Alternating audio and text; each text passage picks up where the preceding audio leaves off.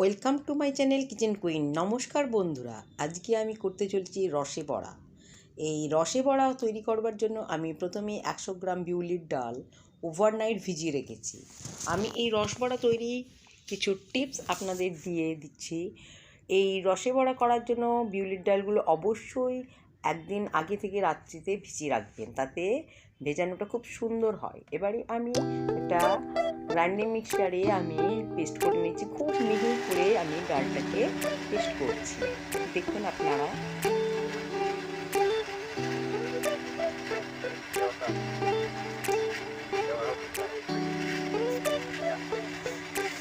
অল্প অল্প করে দিয়ে বেশ কয়েকবার আমি পেস্ট বানিয়ে নিচ্ছি যাতে খুব মিহি হয়। দেখুন আমি এটাকে বের করে নিলাম, আবারও আমি বেশ কিছুটা পরিমাণে দেব এবং যতবারই আমি পেস্ট করছি সবটাই কিন্তু আমি অল্প অল্প করে দিয়েই খুব মিহিভাবে পেস্ট বানিয়ে নিচ্ছি এবং অন্য একটি পাত্রে এটা রেখে দিচ্ছি।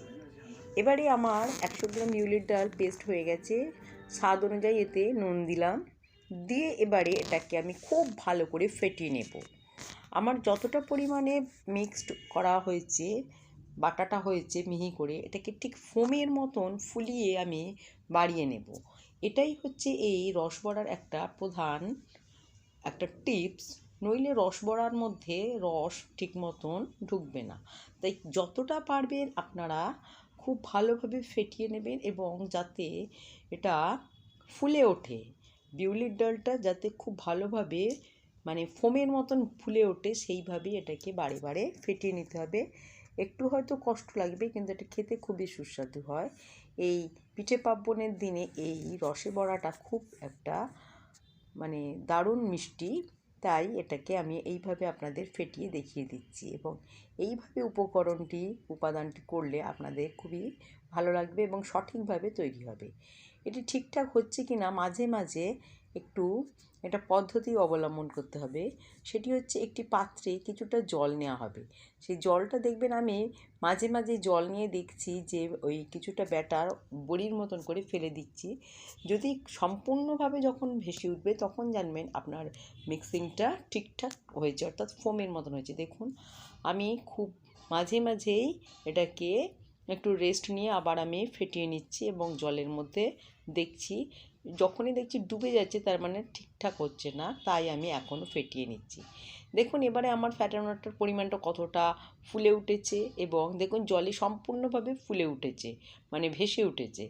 এবার আমার মিক্সচার ঠিকঠাক হয়েছে, ফোমের মতন পুরো মাখনের মতন ফুলে উঠছে। এবার জানবেন যে আপনার মিক্সিং ঠিকঠাক হলো ফেটানো। এইবার আমি এটাকে ভাজার জন্য এবার সরিয়ে রাখছি। এবারে আমি একটু নলেন গুড় দিয়ে একটা সিরাপ বানাচ্ছি, পুরোটাই নলেন গুড় দেব কারণ এখন নলেন গুড়ের সময়। তাই আমি একটি বোলেতে প্রায় 200 গ্রাম মতন নলেন গুড় নিয়ে এটাকে হিট করতে দিচ্ছি। একদম এর মধ্যে এক্সট্রা কোনো চিনি আমি অ্যাড করব না, কারণ সম্পূর্ণটাই নলেন গুড়, এর মুখে দিলে মিলিয়ে যাবে। দেখুন এবারে এতে আমি হাফ কাপ মাত্র জল দিয়েছি, জাস্ট একটু মানে পাতলা করবার জন্য, নইলে রসটা ঠিকঠাক হবে না। নলেন গুড়ের তো ওদের একটা ডেনসিটি রয়েছে, তাই হাফ কাপ জল দিয়ে এটাকে আমি এখন ওভেনে বসিয়েছি। দেখুন সিরাপটা ঠিকঠাক তৈরি করতে হবে।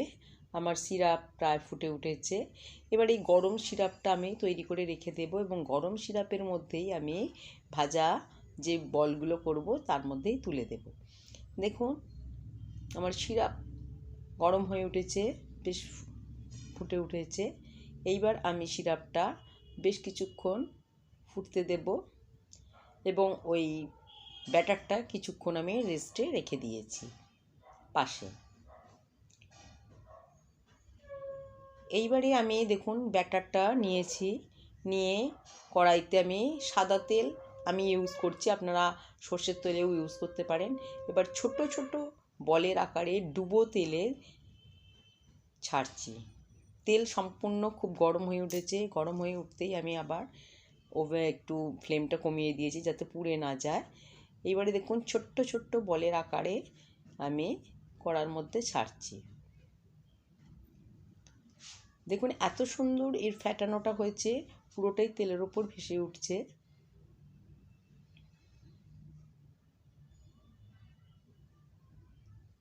এখন এটাকে আমি খুব সাবধানে বলগুলোকে ছাড়ছি।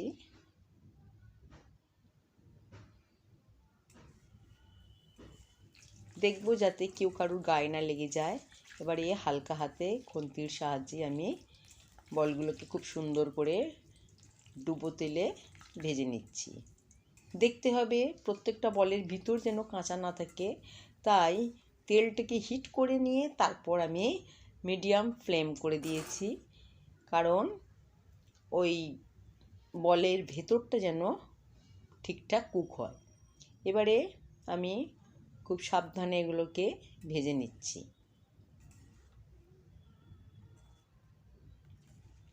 এই রসে বড়া পিঠাটা সকলেরই খুব প্রিয় একটা পিঠা। এটা ঠিক পিঠা বলা যায় না, এটা আমাদের বাঙালি সমাজের এটা একটা প্রিয় মিষ্টিও বলা যেতে পারে। ঘরোয়া উপকরণ দিয়ে খুব সহজেই এই রসে বড়া সকলের মনে একটা আমোদের সৃষ্টি নিয়ে আসে। আর বিশেষত এখন নলেন গুড়ের সময় বাঙালির প্রিয় নলেন গুড়ের এই রসে বড়া খুবই একটা উপাদেয় মিষ্টি। তাই আপনাদের সামনে এই পৌষ পার্বণে আমি রসে বড়া করে আপনাদের দেখাচ্ছি। আমার বলগুলো ভাজা হয়ে এসেছে, দেখুন হালকা ব্রাউন হয়েছে, অথচ কিন্তু এর ভিতরটা খুব ভালোই হয়ে গেছে, বুঝতেই পারছি, এবং খুব ক্রিপসি হয়েছে। আপনারা যদি হাত দিয়ে দেখেন এত ক্রিপসি হয়েছে, এই যে ফ্যাটানোটাই হচ্ছে আসল। দেখলেন আমি প্রতি খেপে খেপে কীভাবে ওটাকে ফেটিয়েছি, আপনাদের বলেই দিয়েছিলাম এটা পুরো ফোমের মতন জানে ফেটানোটা হয়। একটু সামান্য জল দিয়ে একটু ফেটিয়েছিলাম, তাই দেখুন একদম হালকা হয়ে শোলার মতন ভেসে উঠছে। আবারও আপনাদের আমি কিছু বল ভেজে দেখিয়ে দিচ্ছি।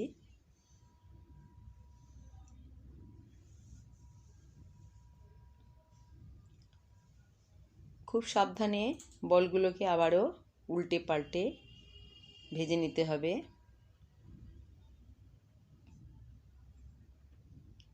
আশা করি আপনাদের এই রেসিপিটি ভালো লাগবে, আর এই পার্বণের দিনে আপনারা অবশ্যই এই রেসিপিটি করে বাড়ির লোকেদেরকে খাওয়াবেন। এবং কেমন লাগলো আমাকে আমার বক্সে জানাতে ভুলবেন না, কিন্তু লাইক শেয়ার ও কমেন্ট অবশ্যই করবেন। আমি একটু ব্যস্ত ছিলাম, তাই আমার রান্নার রেসিপি ছাড়া হয়ে ওঠেনি। অনেক রেসিপি আমি জানি বা করেওছি, সেগুলো অবশ্যই আপনাদের কাছে নতুন নতুন ভিডিও ছাড়ব। দেখুন আবারও এইগুলো আমার ভাজা হয়ে গেছে, হালকা ব্রাউন হয়ে গেছে। এবার আমি পাত্রে তুলে রাখছি। এইভাবে বলগুলো বারে বারে আমি ভেজে তুলে নিচ্ছি।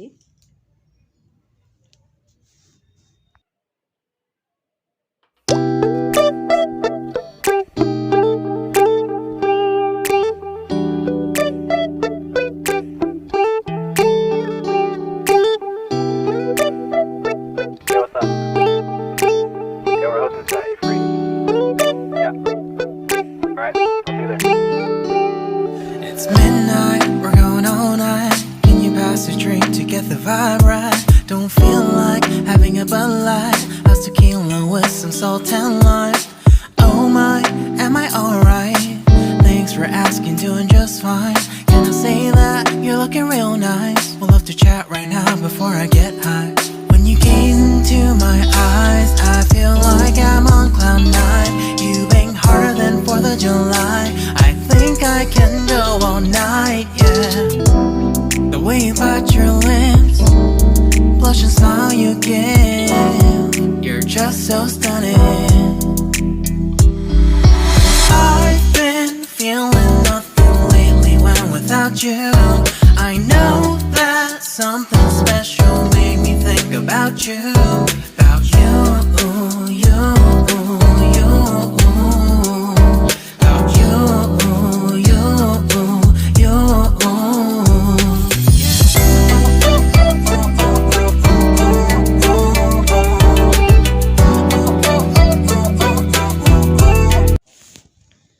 এবারে আমার সমস্ত বলগুলো ভাজা হয়ে গেছে। আগে থেকে করে রাখা নলেন গুড়ের যে সিরাপ, তার মধ্যে এবারে একে একে ভাজা বলগুলো আমি ডুবিয়ে দিচ্ছি। এই ভাজা বলগুলো যতক্ষণ রাখতে পারবেন ততই কিন্তু এর স্বাদ বাড়বে। তাই আমি এটা প্রায় 4 থেকে 5 ঘন্টা আমি ভিজিয়ে রাখবো। এখন আমি সমস্ত বলগুলো ওই রসের মধ্যে খুব ভালোভাবে ডুবিয়ে রাখলাম। 4-5 ঘন্টা পর দেখুন আমি সার্ভ করছি। কেমন লাগলো অবশ্যই জানাবেন। একটি লাইক, শেয়ার ও কমেন্ট করতে ভুলবেন না। নতুন বন্ধুরা অবশ্যই সাবস্ক্রাইব করবেন। চলি।